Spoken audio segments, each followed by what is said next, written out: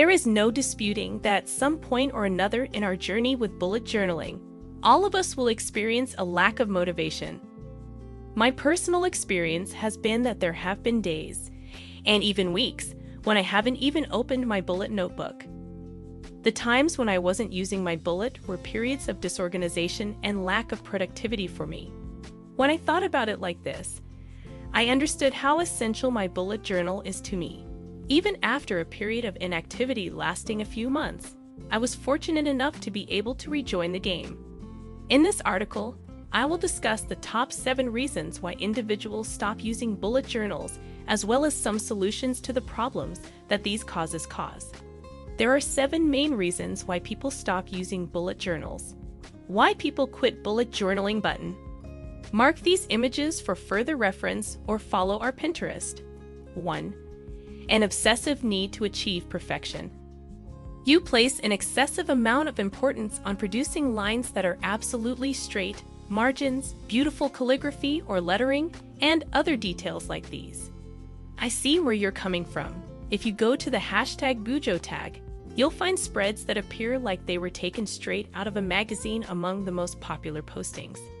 If you are just starting off with bullet journaling, you could believe that this is the standard practice.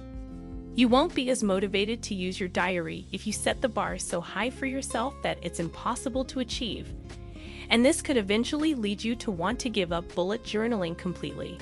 The truth of the matter is, though, that perfectionism slows down both your production and your journaling. You shouldn't be devoting hours to preparing the perfect spread. Rather, you should devote only a small portion of that amount of time to the process. Instead of fixating on the pursuit of perfection, remind yourself that it is acceptable for your bullet journal to be disorganized. Take into account that it is acceptable for you to make blunders. Make yourself feel better by purchasing less expensive supplies. Try to keep your journal entries as brief and simple as possible too. Complicating matters with the bullet journal too much? You get the picture.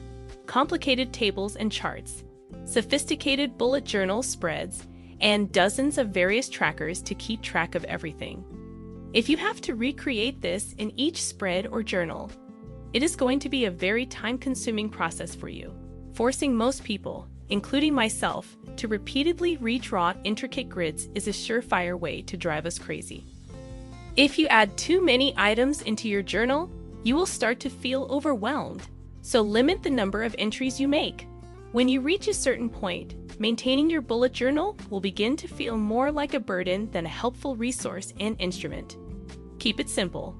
You might have a look at the printables I have provided in the VIP library if you still want your bullet journal to have a pleasant appearance.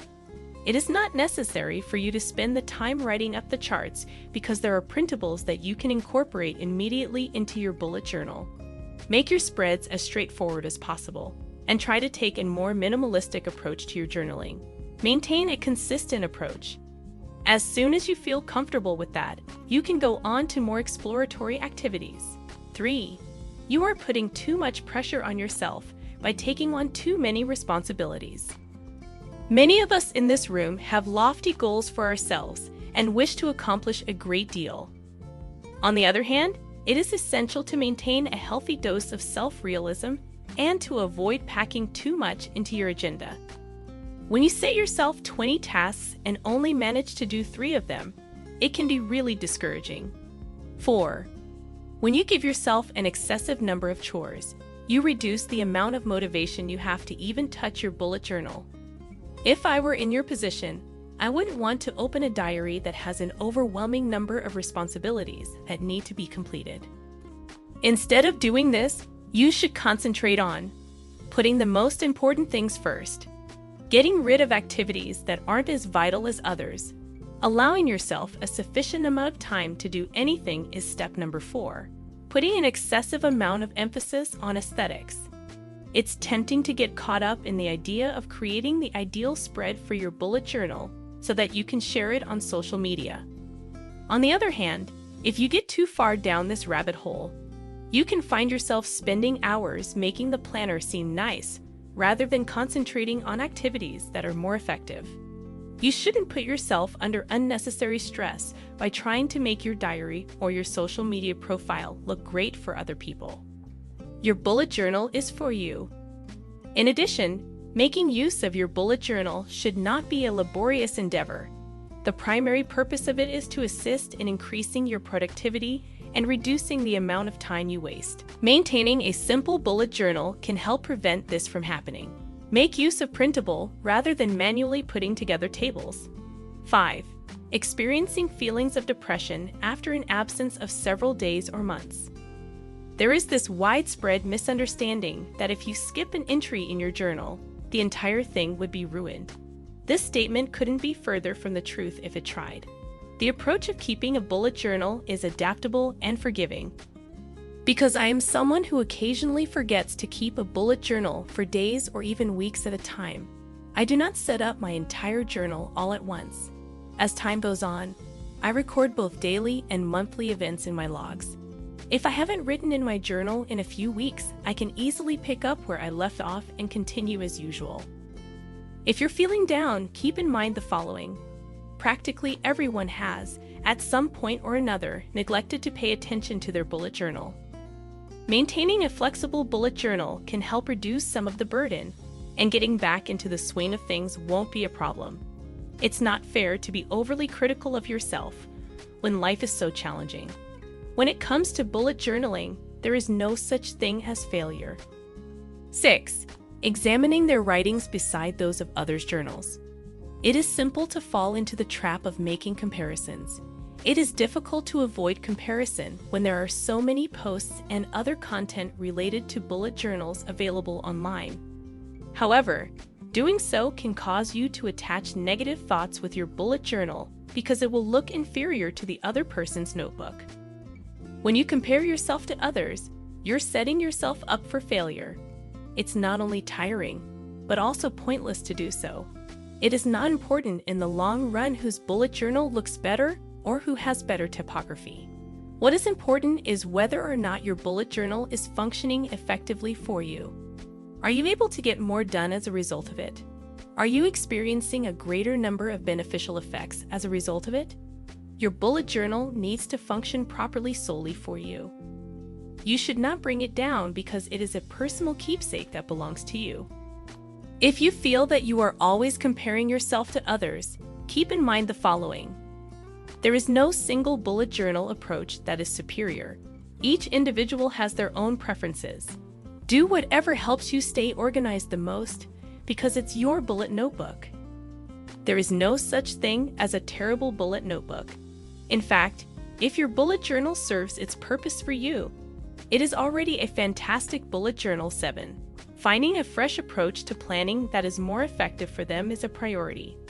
I would like to close by stating that the bullet journal system might not be suitable for everyone, and that's perfectly fine with me. You can plan by using a standard planner, an online planner, a calendar application, or any of the many other possibilities that you find. Planning can be done in a variety of different ways. There are many different approaches to organization and planning. Bullet journaling is only one of them. Other possibilities for planning. Utilizing a planner that is already prepared and arranged. Trello. Google Calendar's reminders. Employing the use of a digital journal, simply making use of your phone. I recommend that you read our post on how to properly plan your day if you want more information about how to organize your day. Conclusion. If you're going through a rough patch in your journey with bullet journaling, simply keep in mind that you're not alone. Many other people, including me, have been there too. You're not alone. The practice of bullet journaling isn't always going to be a bed of flowers and sunshine, and that's okay. The bullet journal is not intended to be a flawless system, and there is no one option that will work for everyone. It's the only way to grow and advance if you give yourself permission to mess up and make mistakes. If you are having any of the issues that were described before, it is imperative that you give the solutions that were provided a go.